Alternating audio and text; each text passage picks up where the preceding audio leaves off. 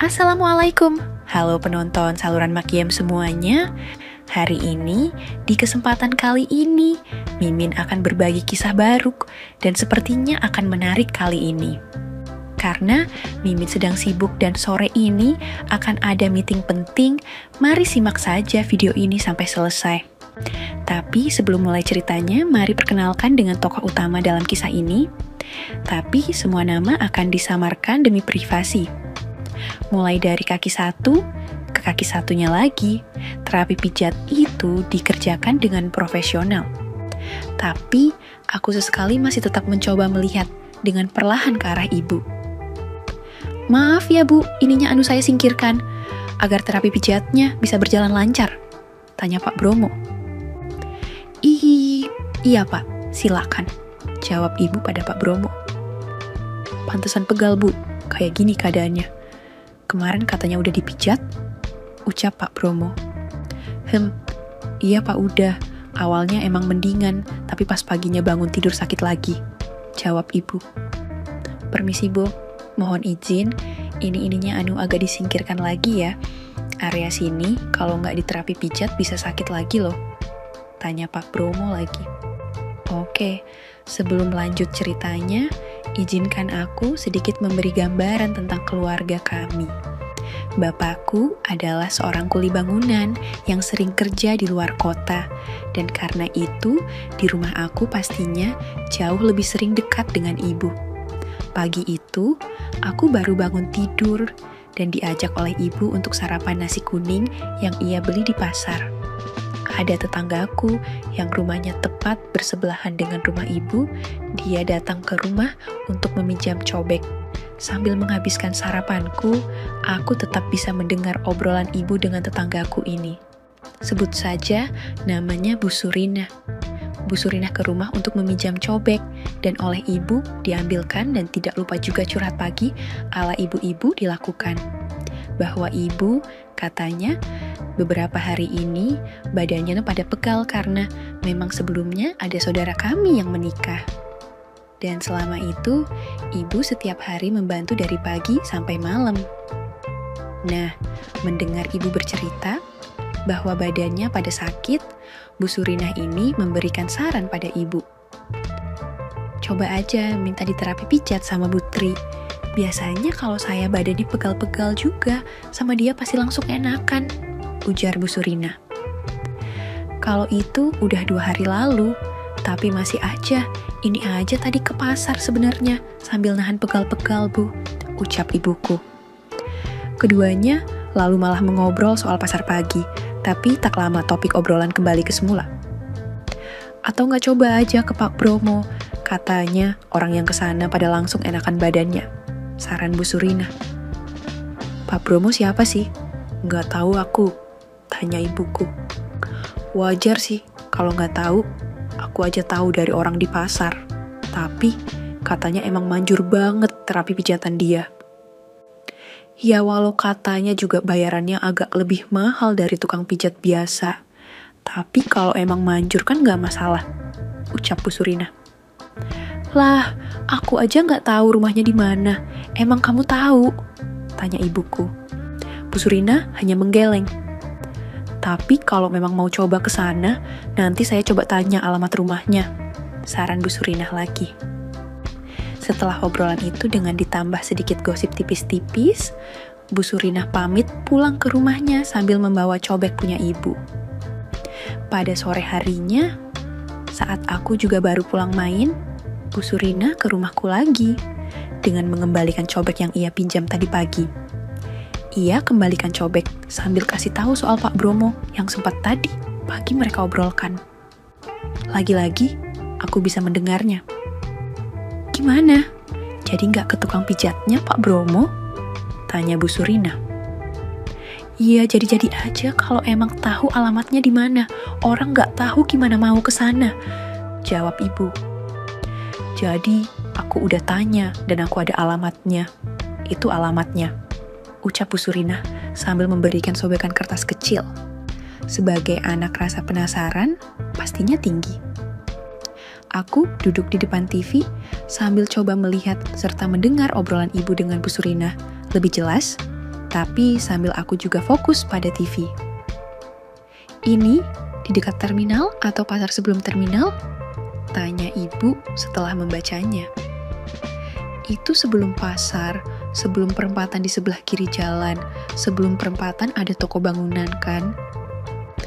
Nah, di samping toko bangunan itu ada gang kecil, jawab Bu Surina.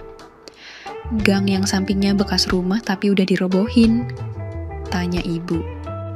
Iya, di depan gang juga ada papan namanya, nanti dari gang itu masuk aja lurus sampai mentok. Iya, pasti nggak bakal bingung sih, soalnya di dalam gang cuma ada rumah Pak Bromo aja, jelas Bu Surina. Pada keesokan harinya, saat aku sedang sarapan dan bersiap sekolah, ibu yang beberapa saat lalu baru dari pasar menghampiriku. Sarapan sudah habis, aku buang bungkus nasi kuningnya. Dan ibu berkata bahwa nanti sepulang sekolah ia akan mengajakku ke tempat pijat. Yang ternyata saat dari pasar dan sebelum ke rumah, ibu mampir ke rumah Bu Surina dulu untuk meminjam uang yang kemarin sore ditawarkan. Sekitar jam 11 aku pulang sekolah, dan aku yang memang merasa senang saat diajak bepergian, tentu saja semangat. Aku juga suka naik mobil, meski hanya angkutan umum. Aku dan ibu pun berangkat dan kurang lebih 40 menit. Karena naik angkutan umum dan pastinya beberapa kali berhenti, akhirnya kami sampai. Kami turun dari angkot tepat di depan gang yang Bu Surinah bilang. Aku juga melihat ada papan nama di sana, namun aku tak terlalu membacanya. Hanya tertulis cukup jelas, Praktik PK Bromo, Praktik Pijat Kreatif Bromo. Dengan arahan Bu Surinah, ibu mengajakku memasuki gang itu. Gang yang samping kirinya tembok tinggi dari bangunan lainnya. Hingga akhirnya terlihat di depan sana sudah mentok dengan tembok lainnya. Di ujung gang, ada satu rumah dengan cat warna putih dan bentuk rumahnya panjang sisi kanan dan kirinya. Rumah di dalam, dan di ujung yang pastinya sekelilingnya ditutup oleh tembok dari bangunan-bangunan di sekitarnya. Menyempil. Permisi, ucap ibu sambil mengetuk pintu rumah yang sebenarnya sudah terbuka. Bu, kita mau ngapain? Aku pengen jajan dulu, kataku. Jajan nanti dulu ya, kita baru sampai, sahut ibuku. Dan terlihat seorang pria berjalan dari arah belakang rumah. Pria itu agak tua. Iya bu, ada perlu apa? Mau pijat atau gimana? Tanya bapak itu. Iya, sebelumnya ini benarkan tempat pijatnya Pak Bromo? Tanya ibuku. Pria itu membenarkan, yang berarti memang dia yang dipanggil Pak Bromo itu, lalu aku dan ibu disuruh masuk. Mau pijat, keluhannya apa yang dirasakan? Tanya Pak Bromo. Iya pak, saya mau terapi pijat, jawab ibu. Jadi, ini beberapa hari lalu, saya bantu-bantu di rumah saudara yang nikahan. Setelah itu, badan saya pegal, padahal udah saya pijat juga, tapi masih berasa, jelas ibuku. Oh halah, terus yang terasa di bagian mana? Tanya Pak Bromo lagi. Punggung sama kaki pak, jawab ibuku. Lalu Pak Bromo izin untuk ia membuatkan minum. Dari obrolan singkat itu, ternyata rumah ini hanya tempat praktiknya, bukan rumah utamanya. Sejak obrolan ini, aku beberapa kali kembali meminta jajan, dan mungkin karena aku agak rewel, ibu berkata, Pak izin dulu bentar ya, kata ibuku. Pak Bromo paham dan menganggukkan kepala. Hahaha, iya bu, nggak apa-apa namanya juga anak. Itu di samping toko bangunan depan ada warung, saya biar siapkan dulu buat terapi pijatnya, kata Pak Bromo. Aku diajak ibu ke warung, dan sudah pasti ibu agak kesal, karena aku sebelumnya sudah janji tak rewel, tapi aku tetap saja rewel. Di warung aku dibelikan jajan, dan juga aku yang melihat ada jajanan yang berisi hadiah mainan pun aku memintanya juga. Mau tak mau ibu membelikannya, lalu kami kembali, dan aku serta ibu disuruh masuk ke salah satu kamar yang ada di depan. Ya di sini, sudah jelas ibu akan mulai dipijat sesuai dengan tujuannya ke sini. Waktu itu, ibu memakai gamis dan sebuah rok panjang serta jilbab. Ibu disuruh tengkurap di atas kasur lantai yang ada di kamar.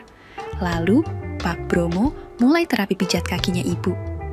Bagian pertama yang dipijat adalah kaki ibu. Aku juga sudah pernah dipijat, membuatku bisa merasakan rasanya dipijat di bagian yang sakit. Jadi, aku tetap biasa saja saat ibu mulai mengeluarkan suara dan ekspresi seperti menahan sakit itu karena terapis pijatnya.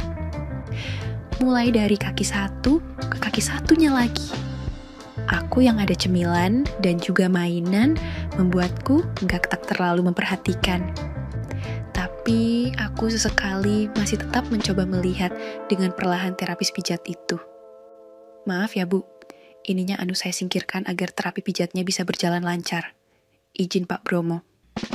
Iya Pak silakan. Jawab ibu pada Pak Bromo. Pantesan pegal Bu, kayak gini keadaannya. Kemarin katanya udah dipijat. Tanya Pak Bromo. Iya Pak udah. Awalnya emang mendingan, tapi pas paginya bangun tidur sakit lagi. Jawab ibu. Permisi Bu, mohon izin. Ini itunya, agak disingkirkan lagi ya. Area sini kalau nggak diterapi pijat bisa sakit lagi loh. Izin Pak Bromo lagi. Iya Pak, yang itu juga agak pegal gitu. Lalu tangan ibu sendiri yang mencoba menyingkirkan itu, ininya. Permisi ya Bu, tanya Pak Bromo. Ibu mengangguk dan Pak Bromo masih tetap mengerjakan terapi pijatnya. Iya itu Pak, di situ rasanya pegal, ucap ibu. Walau aku tak berpikir aneh, tapi jujur ibu kali ini sedikit berlagak aneh. Bagian yang ini ya? Tanya Pak Bromo mencoba mengurut agak keras bagian yang ibu maksud. Sementara aku menikmati jajan yang ibu belikan, aku sampai tak sadar bahwa ternyata ada sedikit keanehan. Oh iya, saya belum tahu. Bu Risna dari mana ya? Tanya Pak Bromo sambil tetap mengerjakan terapi pijat. Aku mendengar ibu dan Pak Bromo mengobrol di saat proses terapi pijat itu masih berlangsung. Cukup lama ibu diterapi. Saya dari desa Sirki Pak, ucap ibu. Sekarang coba punggung Bu Risna. Bu Risna coba singkirkan itu anunya, ucap Pak Bromo. Aku yang duduk tak terlalu jauh dari tempat ibu diterapi, jadi bisa mengetahui obrolannya. Permisi ya Bu, saya terapi juga punggungnya, ucap Pak Bromo berlagak sopan dan ibu pun mengangguk. Anaknya baru satu yang ini aja, atau gimana Bu? Biar tak canggung dan sepi Pak Bromo kembali mengajak mengobrol. Satu ini aja Pak, anak tunggal, jawab ibu. Pantesan disayang banget, kamu harus baik dan nurut ya sama ibu kamu, ucapnya Pak Bromo kali ini padaku. Aku mengangguk saja sambil mengunyah makananku. Pak Bromo masih saja menjalankan terapi pijat dengan kemahirannya. Terapi area punggung membuat gerakan Pak Bromo terlihat lebih bebas. Sudah cukup lama, hanya dia menunggu, membuatku bosan dan aku bilang pada ibu untuk main di depan. Ada mungkin 10 menit, aku kembali merasa bosan karena panasnya siang itu. Aku kembali lagi masuk ke dalam. Saat aku masuk, ibu masih diterapi. Kali ini, aku seperti merasa ada keganjalan. Nggak apa-apa, lemesin aja Bu. Bekas kesleo ataupun pegal-pegal biar aku atasi, ucap Pak Bromo dan ibu pun mengangguk aja. Bu, emang terapi pijit kayak gitu ya? Di sini, aku bertanya karena aku hanya merasa bingung aja. Kamu lapar nggak? Tadi belum sempat makan loh. Itu ibu udah bawa makan buat kamu, ada di tas. Sahut ibu mengalihkan pembicaraan. Aku yang juga mulai lapar pun mengambil makanan itu. Tapi, aku makan masih tetap di kamar ini, sambil menunggu ibu di terapi. Maaf Pak, kayaknya lagi sepi ya Pak? Tanya ibuku. Memang sepi Bu, sekarang udah semakin jarang yang pijat di sini, mungkin karena sekarang udah mulai banyak tempat terapi. Ya gitulah, Bu Risna pasti sudah bisa menebaknya panti pijat kayak apa, jawab Pak Bromo. Wah, padahal terapi pijatan Pak Bromo enak juga loh, sahut ibuku. Kalau yang pijat memang sudah makin jarang, Bu, tapi buat lainnya masih lumayan banyak, ucap Pak Bromo. Lainnya, memang Pak Bromo bisa, apalagi selain pijat, tanya ibuku penasaran. Nah, di sini aku tak mendengar karena fokusku teralihkan saat ada kucing masuk. Jangan di lokasi sana juga ya Pak terapisnya, ujar ibuku. Aku yang sedang memberikan sedikit lauk pada kucing kembali dibuat menatap ibu. Hehehe, maaf ya Bu, sebelah sini nih harus diterapi juga. Beruntung ya suaminya ibu. Hanya itu yang kudengar dari Pak Bromo. Mendengar itu aku biasa saja, karena memang menganggap itu pujian. Sebagai seorang anak, pasti aku juga merasa senang jika ibu dipuji. Waduh, Pak Bromo bisa aja dong, sahut ibuku. Memang saya orangnya suka berolahraga, Pak, lanjut ibuku lagi. Tapi beneran kok, Bu Risna bukan orang pertama yang datang ke sini. Dari pertama saya buka tempat ini, sudah puluhan orang yang datang ke sini. Tapi menurut aku, Bu Risna berbeda sekali, ujar Pak Bromo. Aku masih sangat ingat pada saat aku melihat itu, cuaca di luar yang tadinya mulai mendung, akhirnya hujan juga. Saat itu memang sedang musim penghujan juga, karena hujan mulai deras membuat aku tak terlalu mendengar suara obrolan mereka berdua. Untung saja kucing yang tadi aku kasih makan masih di sekitarku, jadi aku tak terlalu merasa bosan. Permisi ya Bu, ucap Pak Bromo, tapi aku tak tahu maksudnya. Aku juga tak mendengar saat ibu seperti berbicara lirih pada Pak Bromo. Pak Bromo menjawab lagi dengan nada yang sama, suara mereka yang lirih dan suara hujan makin membuat aku tak bisa mendengarnya. Sementara di depan kamar aku bermain dengan kucing kembali. Hujan di luar, rasa kenyang, dan sejak tadi bermain dengan kucing membuatku sampai ketiduran. Saat aku bangun, di luar masih hujan, dan aku pergi lagi ke ruangan yang dibuat untuk terapi itu. Lama banget Bu, pengen pulang. Saat aku berkata, tampaknya Pak Bromo dan Ibu tak sadar aku kembali. Belum selesai Nak, kamu udah lama di situ, tanya Ibu menatapku dengan sedikit gugup. Udah mau sore, nanti angkotnya nggak ada Bu, kataku polos. Ini sebentar lagi kok, tadi Bapak baru membuat jamu, ucap Pak Bromo, dan aku kembali duduk di tempatku tadi. Pak Bromo juga kembali menerapi seperti sebelumnya, tapi kali ini agak lain. Sekitar 20 menit kemudian, terapis pijat pun selesai. Aku tak tahu, tapi mungkin kurang lebih 2 jam ibuku terapi pijat. Kami pun kembali ke ruangan depan, dan ibu mengobrol sebentar dengan Pak Bromo sambil menunggu hujan agak lebih reda.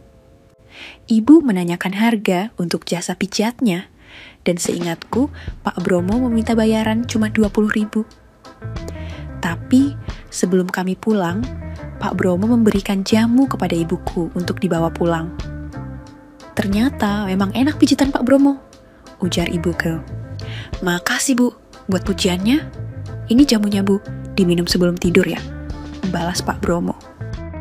Ibu mengangguk dan memasukkan jamu yang Pak Bromo kasih ke tasnya. Nanti kalau misal pengen terapi pijat lagi, pasti saya kesini lagi Pak, ujar ibuku semangat. Wah, dengan senang hati Bu, kalau langganan saya gratisin juga nggak apa-apa. Hitung-hitung buat penglaris, soalnya udah jarang juga yang kesini. Tapi kapan-kapan kalau datang ke sini nggak usah bawa anak ibu biar tidak terburu-buru, ujar Pak Bromo panjang lebar. Setelah itu, aku dan ibu pun pulang dengan menggunakan angkutan umum yang kami tunggu sekitar 10 menit. Sehari setelahnya, ibu mengobrol dengan Bu Surinah lagi, dan ibu menceritakan bahwa terapi Pak Bromo memang mantap. Dan ibu bilang bahwa ia mungkin mau ke tempat Pak Bromo lagi besoknya. Dan Bu Surinah hanya tersenyum misterius menyaksikan ungkapan ibuku selesai. Pesan yang dapat diambil dari cerita ini adalah pentingnya kepercayaan dalam mencari solusi bagi masalah kesehatan, serta bagaimana kebersamaan dalam keluarga dan lingkungan sekitar bisa membantu kita menemukan jalan keluar. Kisah ini menggambarkan bagaimana ibu sang tokoh menghadapi masalah kesehatan tubuhnya yang pegal setelah membantu di acara pernikahan keluarga. Meskipun sudah mencoba terapi pijat sebelumnya, rasa sakit tetap muncul. Namun, berkat saran dan bantuan dari tetangga, Bu Surina, akhirnya ibu menemukan tempat yang bisa memberikan solusi yang lebih efektif. Di sini, kita bisa melihat bagaimana peran orang lain, bahkan dalam hal kecil seperti saran atau informasi tentang layanan kesehatan, bisa menjadi hal yang sangat berharga. Selain itu, cerita ini juga menunjukkan kedekatan antara ibu dan anak, yang meskipun terlihat biasa, namun ternyata penuh perhatian dan kasih sayang. Anak ini yang mungkin merasa rewel dan ingin jajan, pada akhirnya tetap mendampingi ibu meski sedikit bosan. Ini mengingatkan kita akan pentingnya kesabaran dan kepedulian terhadap orang yang kita sayangi, meskipun terkadang hal-hal kecil mungkin terasa membosankan.